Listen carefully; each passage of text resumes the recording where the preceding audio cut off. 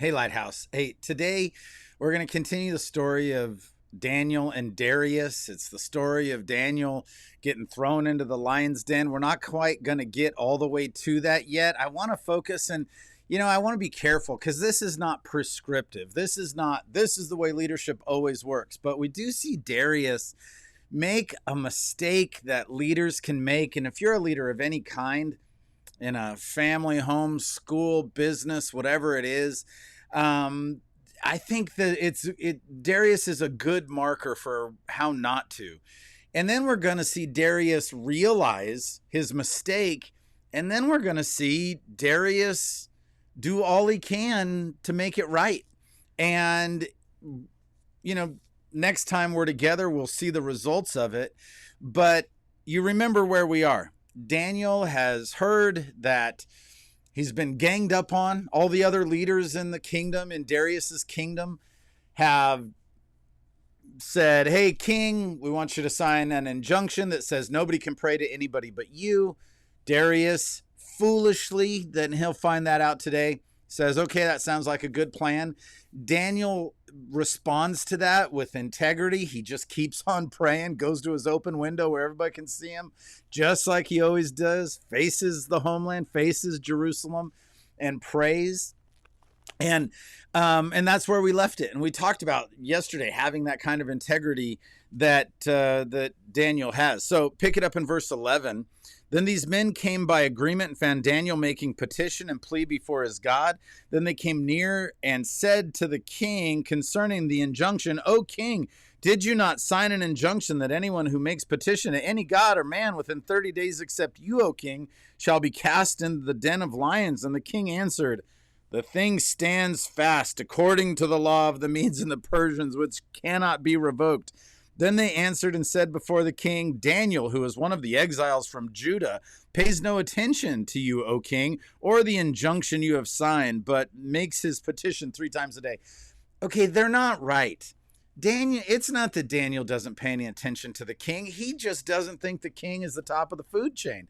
It's not that Daniel has a rebellious heart towards Darius. It's just that nothing's going to get in the way between him and God. And so, but Darius, it's not just Daniel that's fallen into the trap. Daniel has not fallen into the trap. Daniel's eyes are open. He knows what's going on.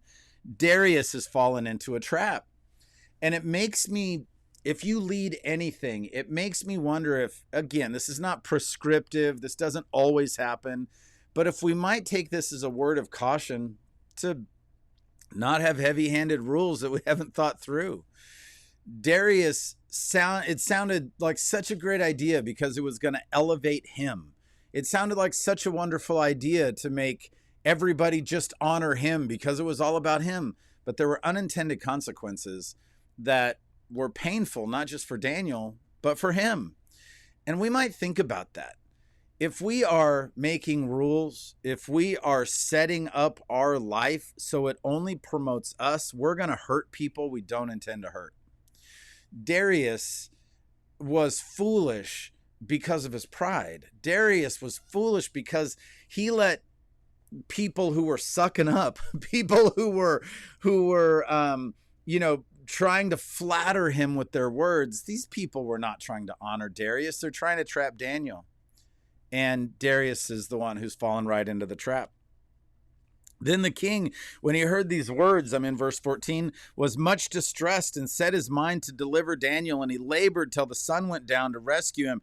Then these men came by agreement to the king and said to the king, know, O king, that it is the law of the Medes and the Persians, that no injunction or ordinance that the king establishes can be changed. Well, that in and of itself is a bad rule, right? If the king makes a mistake, he should have the ability to undo it. And yet, these are the rules they're playing by.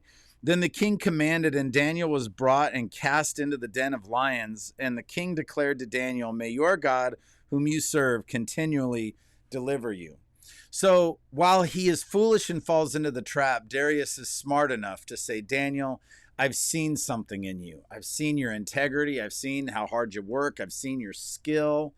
And we're supposed to be seeing that as well. And so he goes, man, I hope that your God can save you from me. And this is a good thing to do. Darius, instead of getting angry, we saw, do you remember Nebuchadnezzar when Shadrach, Meshach, and Abednego won't bow down to the statue, he's enraged. He's just furious.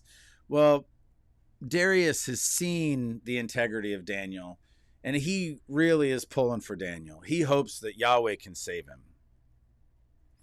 And a stone was brought and laid on the mouth of the den, and the king sealed it with his own great signet, with the signet of his lords, that nothing might be changed concerning Daniel.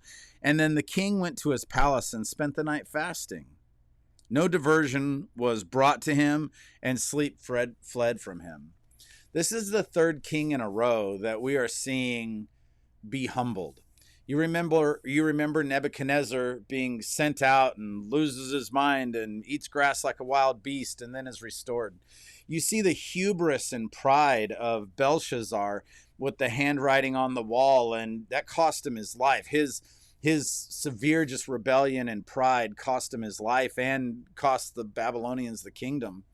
And now we see Darius, who maybe is less prideful and has is more willing to acknowledge Daniel and his God, and yet is just foolish, just didn't think it through.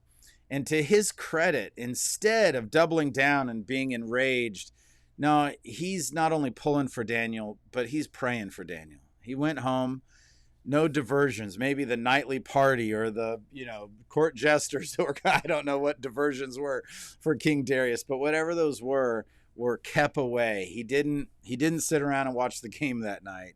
No, instead he fasted and hoped and probably prayed that God would save Daniel. So for the third time we're seeing a king humbled, and for the third time we're seeing that the king is not actually the king, but God is the king, even in Babylon, even in Persia, even among the Medes, even in Seaside. It's God that's the king. So today, as we think about what we might take away from this, we might think about the way we lead, and we might think, man, let's not lead for our glory. We're going to hurt people. People are going to get hurt if we're leading for our glory. Instead, let's lead for the glory of God. Let's make that the basis of our decisions. All right, Lighthouse, be loved.